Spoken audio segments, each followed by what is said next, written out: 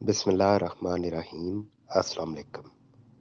یہاں میں supreme court کا ایک فیصلہ شیئر کرنے لگا ہوں جو ہبا کے حوالے سے آیا۔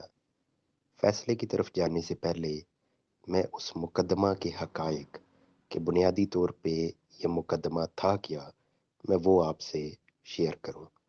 ہوتا یہ ہے کہ دو بھائی ہیں، ان کے ہم نام رکھ لیتے ہیں اے اور بی۔ ان کے والد ہیں، ان کا نام ہم رکھ لیتے ہیں سی۔ تو سی جو والد ہیں انہوں نے یہ کیا کہ انہوں نے 50 کنال پراپرٹی وہ اے کے نام ہبا کر دی اور ہبا کا انتقال درج کروا دیا 1997 کے اندر۔ اے کو تمام پراپرٹی 50 کنال والد نے گفٹ کر کے ہبا کا انتقال درج کرا دیا۔ بعد میں والد صاحب فوت ہو گئے۔ اب بی جو ہے وہ عدالت میں آ گیا۔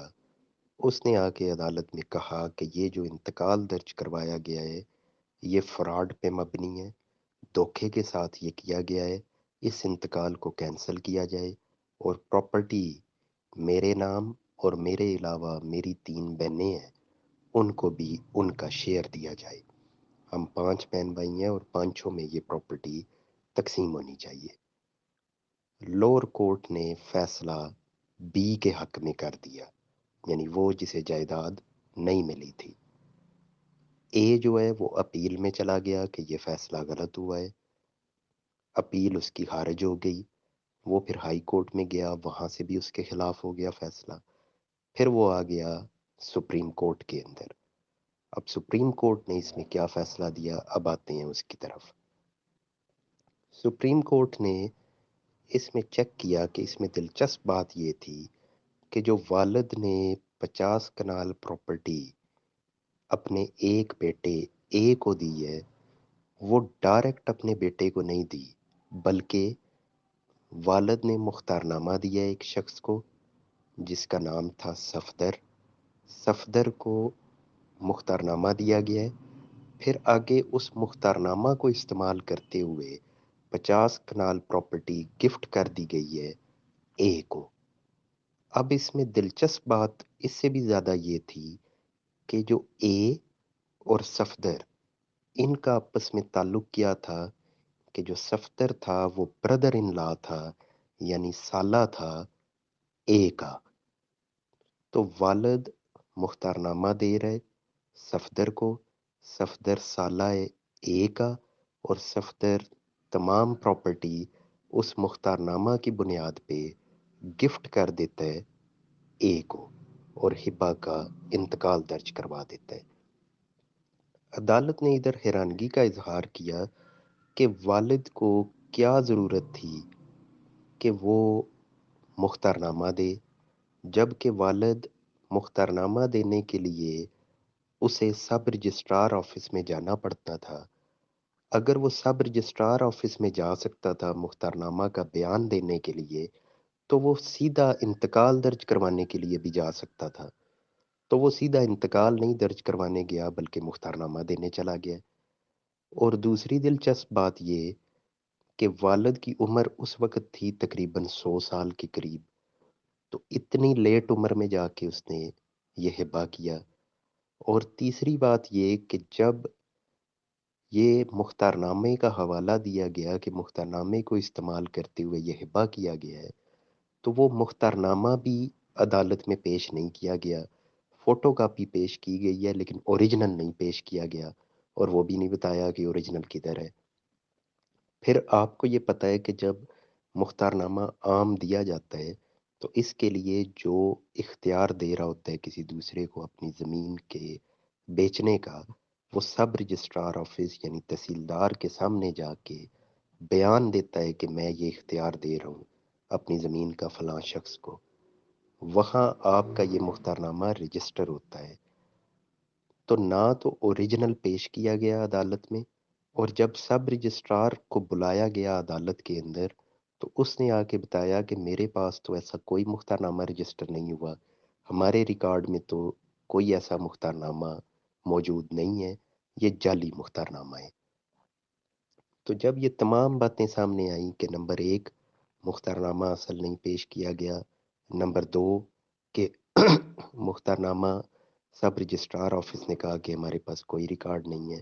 نمبر 3 کہ والد مختارنامہ کے لیے سب رجسٹرار کے پاس چلا گیا ہے تو وہ سیدھا ریونیو آفیسر کے پاس کیوں نہیں گیا انتقال کے لیے؟ اسے ضرورت ہی کیا تھی مختارنامہ دینے کی؟ نمبر 4 جسے مختارنامہ دیا گیا ہے وہ سالہ ہے اس کا جسے پراپرٹی گفٹ کی گئی ہے۔ اور نمبر 5 عدالت کا یہ تھا کہ کیا وجہ ہے کہ ساری پراپرٹی ایک بیٹے کو دے دی گئی ہے اور باقیوں کو محروم کر دیا گیا ہے؟ وہ وجہ بھی نہیں بتائی کہ کیا یہ بیٹا بہت اچھا تھا یا ایسی کیا کو خاص ریزن تھی۔ ان تمام باتوں کو سامنے رکھتے ہوئے عدالت نے کہا کہ یہ انتقال جعلی ہوا ہے اور اس انتقال کو توڑ دیا جائے۔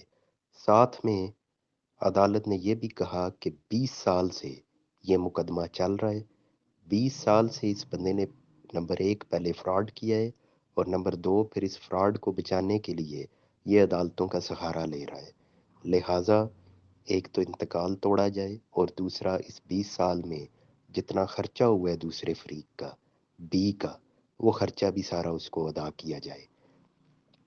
اس میں ایک اور بہت زیادہ دلچسپ بات آپ لوگوں کے لیے وہ یہ کہ جو لوگ یہ کہتے ہیں کہ عدالتیں انصاف نہیں دیتی، اب اس مقدمہ میں جو اے تھا جسے ساری پراپرٹی ملی ہوئی تھی وہ سپریم کورٹ میں گیا ہے، اس کے وکیل بھی موجود تھے، جبکہ جو دوسری سائڈ تھی وہ شخص نہ خود موجود تھا نہ اس کے وکیل موجود تھے۔ اس کے باوجود عدالت نے اس شخص کے حق میں فیصلہ دیا ہے جو موجود ہی نہیں ہے اور جس کے وکیل بھی نہیں ہے۔ نہ صرف اس کے حق میں فیصلہ دیا ہے بلکہ ساتھ میں یہ کہا ہے کہ اس کو تمام سابقہ جو اس کا خرچہ ہوا ہے وہ خرچہ بھی مقدمہ کا دیا جائے، اور ساتھ میں یہ بھی کہا کہ اس فیصلہ کی کاپی جو ہے وہ اس شخص کو بھجوا دی جائے جس کے حق میں فیصلہ ہو رہا ہے۔ پھر عدالت نے یہ لکھا کہ جو پاکستان کا قانون ہے اور جو اسلام کا قانون ہے وہ یہ کہتا ہے کہ جیسے ہی کوئی شخص فوت ہو جائے تو اس کی پراپرٹی اسی وقت وارثان میں منتقل ہو جاتی ہے۔ تو عدالت نے کہا کہ اس شخص نے اسلامی قانون اور پاکستانی قانون کی خلاف ورزی کرتے ہوئے 20 سال جائز وارثان کو ان کے شرعی حق سے محروم رکھا ہے، تو لہٰذا یہ انتقال توڑ دیا جائے اور پراپرٹی جو وارثان ہیں سب کو ان کے شرعی حصے کے مطابق منتقل کر دی جائے۔ تو یہ ایک فیصلہ تھا جو ریسنٹلی آیا ہے سپریم کورٹ کا ہبا کے حوالے سے، تو میں نے کہا آپ جناب سے شیئر کیا جائے۔ اس میں ایک دلچسپ بات فردر یہ بھی ہے کہ یہ کہنا کہ ہبا جو ہے کوئی اس کا یہ مطلب نہیں کہ وہ غلط ہے، بلکہ کوئی بھی شخص اپنی زندگی میں اپنی پراپرٹی کسی کو بھی منتقل کر سکتا ہے، لیکن اس میں امپورٹنٹ یہ ہے کہ جب بھی ٹرانزیکشن کی جائے تو جتنی بھی لیگل فارمیلٹیز ہیں وہ پوری کی جائیں، اور تمام فارمیلٹیز کو جو اسلام نے جن کا تعین کیا ہوا ہے یا پاکستانی قانون نے کیا ہوا ہے ان کو سامنے رکھتے ہوئے کوئی بھی ٹرانزیکشن کی جائے۔ اگر کوئی اللیگیلٹی ہوگی تو پھر کل کو یہی کچھ ہوگا جیسا اس مقدمہ میں ہوا۔ بہت شکریہ۔